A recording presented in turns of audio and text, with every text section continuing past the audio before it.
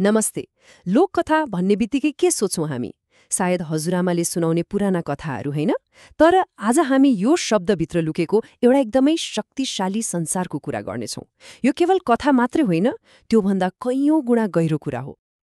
एकछिन सोचौँ त, कसैले लोककथा भन्यो भने दिमागमा के आउँछ, कस्तो चित्र बन्छ? प्राय हामी सबैको मनमा एउटै खालको इमेज आउँछ होला, होइन त? हो, यस्तै कुराहरू जस्तै कि परिकथाहरू, पुराना मिथकहरू, किम्वदन्तीहरू, यस्ता कथाहरू जसले रमाइलो त दिन्छन्, तर के लोककथा भनेको यति मात्रै हो त? के यसको अर्थ यतिमै सकिन्छ? अब यहाँनिर कुरा अलिकति गम्भीर हुन्छ। के होला यदि यही लोककथा मनोरञ्जन मात्र नभएर आवाज नभएकाहरूको आवाज बन्यो भने? दमनको विरुद्ध एउटा हतियार अनि न्यायको लागि एउटा माध्यम बन्यो भने? हो, आज हामी यही पाटोलाई खोतल्नेछौँ। ल, सुरु गरौँ हाम्रो पहिलो खण्डबाट, ज्ञानको राजनीति। सुन्दा अलि जटिल लाग्ला, तर यो सिधा कुरा हो।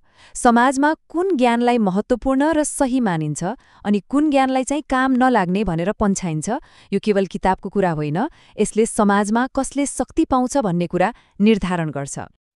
यो बुझ्नको लागि एउटा महत्त्वपूर्ण शब्द छ, ज्ञानशास्त्रीय हिंसा और एपिस्टेमिक भायोलेन्स। अब यसको अर्थ के हो त? एकदम सरल भाषामा भन्दा, जब कुनै समुदायको ज्ञान, उसको अनुभव, उसको इतिहासलाई जानी यो त केही पनि होइन, यो त गलत हो भनेर दबाइन्छ, त्यसैलाई ज्ञानशास्त्रीय हिंसा भनिन्छ। यो एक किसिमको बौद्धिक दमन हो। यो कुराले खास गरी सीमान्तकृत समुदायहरूलाई कसरी असर गर्छ भन्ने यहाँ प्रष्ट हुन्छ।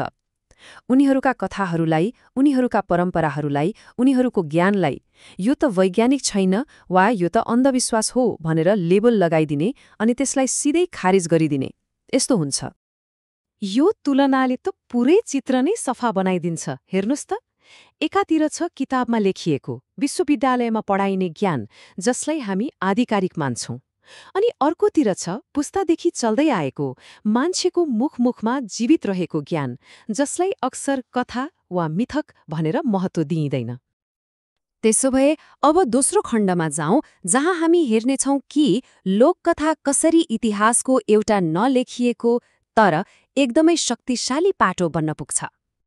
राज्यले लेख्ने इतिहास र मानिसले सुनाउने कथामा कति फरक हुन्छ, यहाँ हेर्नुस्। आधिकारिक रेकर्डमा शक्तिशालीहरूको प्रगतिको गाथा हुन्छ, तर लोककथामा त्यहाँ त प्रतिरोधका कथाहरू हुन्छन्, गुमाएका कुराहरूको पीडा हुन्छ, अनि ती मानिसहरूका सम्झना हुन्छन् जसलाई इतिहासले कहिले गनेन। यसको एउटा जीवन्त उदाहरण हेरौँ। अमेरिकाको नागरिक अधिकार आन्दोलनमा गीतहरू केवल मनोरञ्जनका लागि गाइँदैन थिए। ती त बाँच्नका लागि, मानिसहरूलाई एक ठाउँमा ल्याउनका लागि, आन्दोलनलाई अघि बढाउनका लागि शक्तिशाली औजार थिए। ती गीतहरू गीत मात्र थिएनन्, ती त आशा र सङ्घर्षको आवाज थिए। जस्तै वी श्याल ओभरकम भन्ने गीत, यो एउटा गीत मात्रै रहेन, यो त प्रतिरोधको राष्ट्रगान नै बन्यो। यसले जातीय समानताको लागि लडिरहेका हजारौंलाई आशा दियो, हिम्मत दियो। हो, यही हो लोक परम्पराको असली शक्ति। यसले मान्छेलाई जोड्छ र लड्नको लागि हौसला दिन्छ। त्यसैले त लोककथाहरूलाई प्रति-आख्यान वा काउन्टर न्यारेटिभ भनिन्छ, किनभने यिनीहरूले आधिकारिक कथालाई चुनौती दिन्छन्। यिनीहरूले इतिहासको त्यो कथा सुनाउँछन् जुन कि त जानी मेटाइएको थियो कि त बेवास्ता गरिएको थियो। ल, अब अर्को खण्डमा लागौँ। यहाँ हामी बुझ्नेछौँ कि लोककथा भनेको केवल कथा मात्र होइन, यो के भनिन्छ भन्ने मात्र होइन, यो कसरी भनिन्छ, कसरी प्रदर्शन गरिन्छ भन्ने कुरा पनि उत्तिकै महत्त्वपूर्ण छ।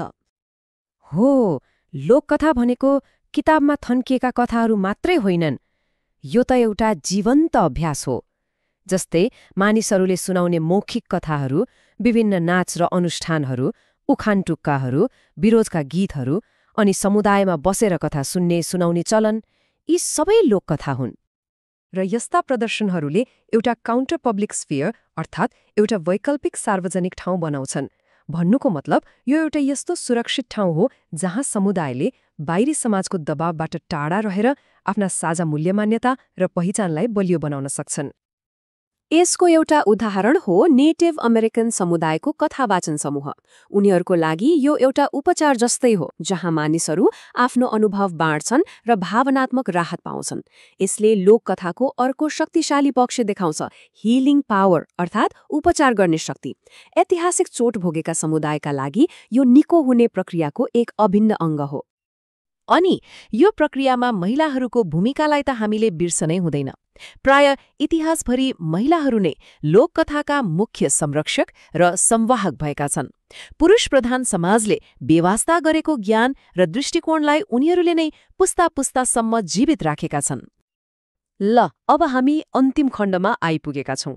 यी सबै कुराहरूलाई जोडेर हेरौं र यसको निचोड के हो त्यो बुझौं।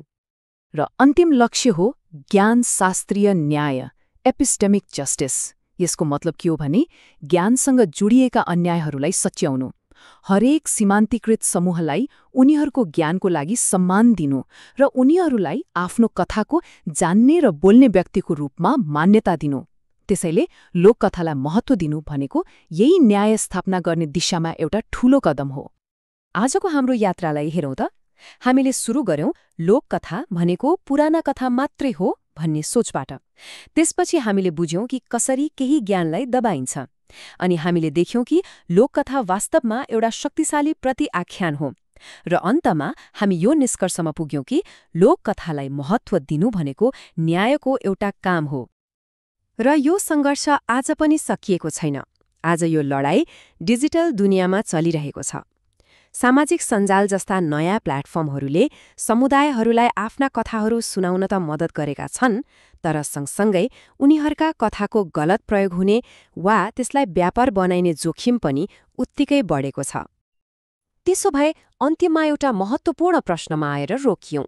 आज हामी कसका कथाहरू अझै पनि सुनिरहेका छैनौं? हाम्रो वरिपरि, हाम्रो समाजमा कुन आवाजहरू दबिएका छन्? यो प्रश्नमाथि एकपटक घोत्लिएर सोच्नु साँच्चै जरुरी छ।